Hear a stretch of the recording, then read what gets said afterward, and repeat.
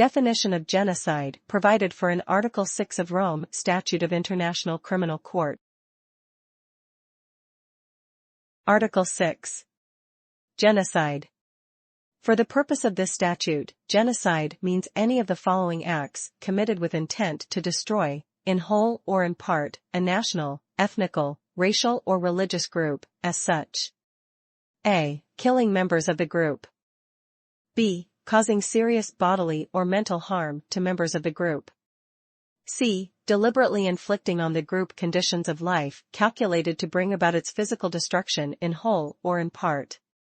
D. Imposing measures intended to prevent births within the group. E. Forcibly transferring children of the group to another group.